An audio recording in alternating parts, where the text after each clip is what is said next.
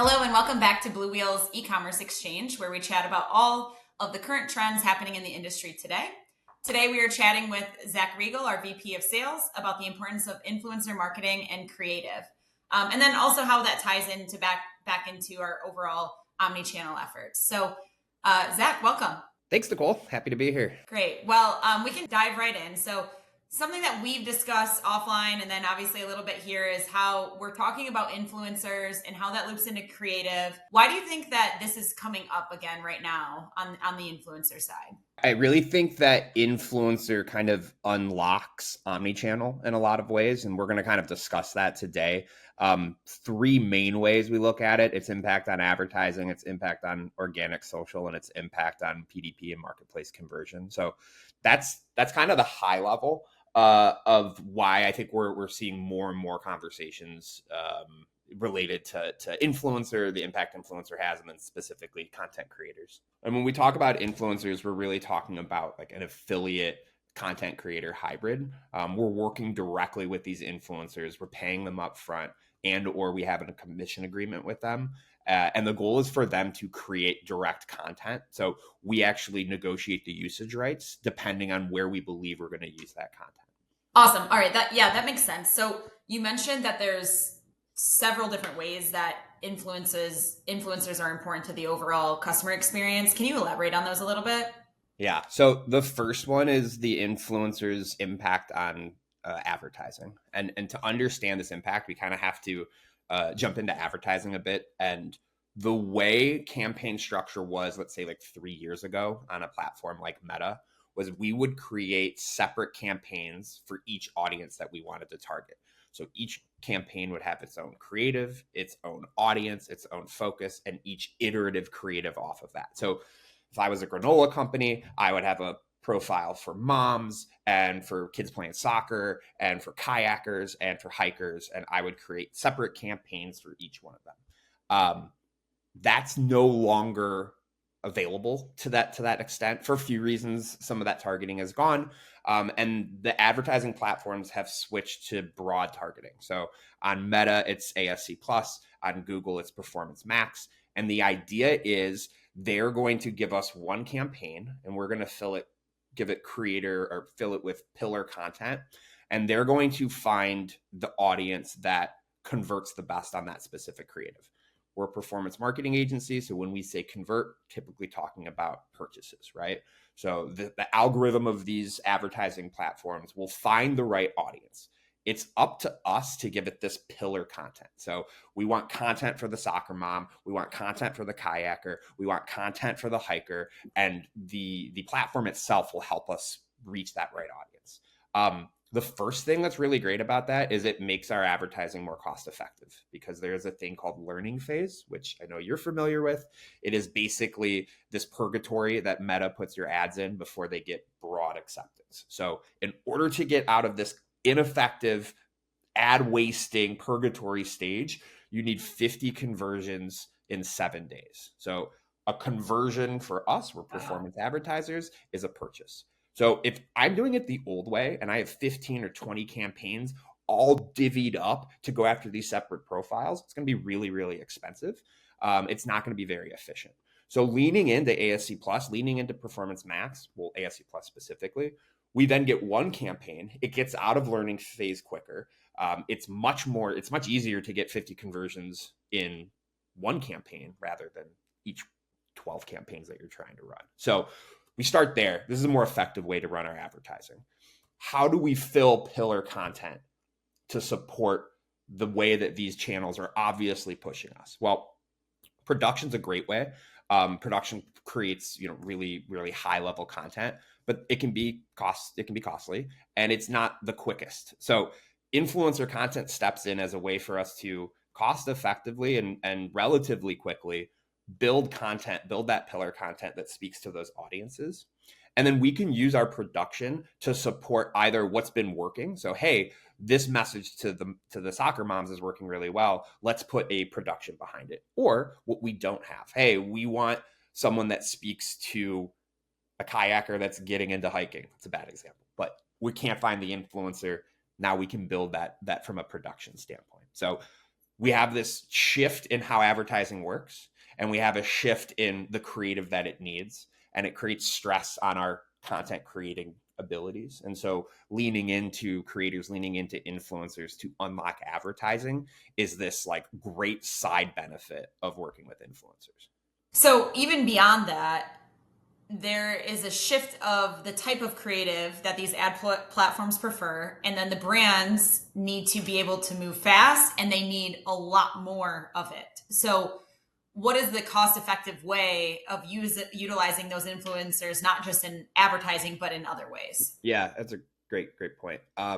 We've always loved influencers at Blue Wheel. I like to say it's like your 3-for-1. You do an advertising or marketing dollar with an influencer, you're getting their awareness, you're getting the creative, and you're getting revenue driven back to platform typically.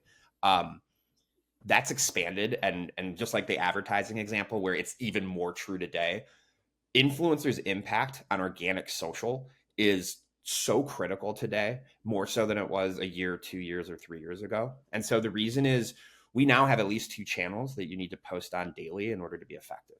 So you have Meta and you have TikTok. And a year and a half ago, 2 years ago, you didn't necessarily need to post daily on TikTok to be successful.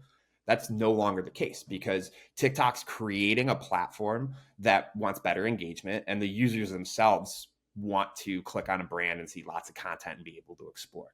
So they're now favoring those. So we have to post all the time.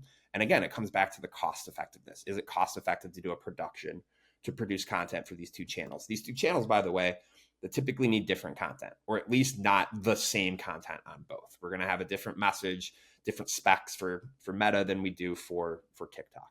So we talk about the cost effective way of posting daily. It's going to be utilizing our content creators, using our influencers.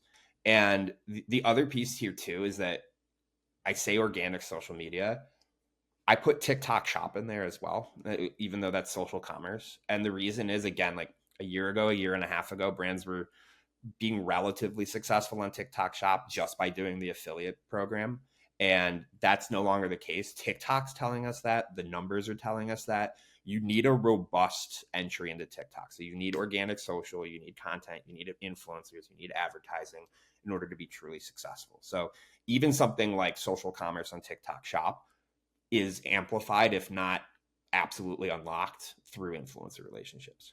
Okay, lots to unpack there. So brands, I'm trying to think of like a linear checklist of what brands should be doing, right? So what I'm hearing is like, we need to have an established organic presence, right? We need to have the engagement. We need to have the users. We then, or the followers, right? We then are leveraging influencers, both for advertising, organic, PDP, or other channels, depending on the rights, right? Mm-hmm. And then after that, you're continuously then kind of fueling the fire through more advertising. I think also the way I like to look at it is you're investing in this thing that's you're not utilizing properly, right? And so yes, influencer has this kind of like loop effect, but it also has like this is almost like depending on what you want to do, you need to structure your campaigns. Like you said before, depending on what you're trying to achieve, you need to structure your campaigns and your objectives and your usage rights negotiations appropriately. So if you're trying to support your advertising, you're going to have a little different approach than if you're trying to build your organic social or if you're trying to create that content for the PDP. So it's being like thoughtful and strategic about how we're doing these influencer relationships, which I don't believe all brands are. I think UGC and influencers are kind of seen as like the bottom rung, like low hanging fruit, but also kind of like, oh, we'll just send an intern to handle that. Right. And what we're saying and the way we look at it is that's not necessarily the case. This is a really important piece that actually impacts your advertising, your organic social media, your social commerce, and this influencer that could potentially send traffic and revenue to your D2C or marketplace. So let's think critically when we're having those relationships and building those. And that's where I want to reframe how we're looking at this is like, give it more priority for all the reasons that you said, because it closes the loop, but also because it elevates everything else that you're doing. So why not give it extra attention, extra focus? Well, we're about to close it out. Any other hot points? Yeah, I think the The audience should be thinking about. the last place I would say influencer content is starting to unlock, and I don't know if it's hit its tipping point, is as a conversion tool for landing pages and PDPs. So there's an expectation now with younger millennials, with Gen Z, to see the product in use, to be demonstrated. And that often is done really, really well by an influencer. And again, we're not talking about influencers from 8 years ago in their, attic with poor lighting. These are content creators. They're really good at making stuff that looks good, that sounds good, that feels good. So when, again, it's going to have different usage rights if that's what you're going to be using it for. So you'll need to be thoughtful and mindful in kind of how you're getting this content. But there's an expectation that the brand is telling its story through users. And we're seeing it more and more, and we're seeing it more on successful pages when we do competitor analysis or when we take a look at A+ content out there. The content that is doing well is leaning into more modern selling techniques, and part of that is using your user base or your influencer base to tell that story. So I wouldn't say it is as critical or as important as the other two, but we are seeing more brands, and even the larger brands, on their PDP pages or on their shop pages on their website, include much more user generated or influencer content. Yeah, especially within beauty and apparel for sure, fashion, Absolutely. those two categories for sure. Some of the other ones are definitely behind, but that applies not only to influencer but other things in ecom too. So awesome. Well, Zach, thank you for joining today. I know I learned a lot. This is one that I always lean on you to give me some insights. So again, appreciate it, and happy Q4 for sure. Yep. Thanks, Nicole.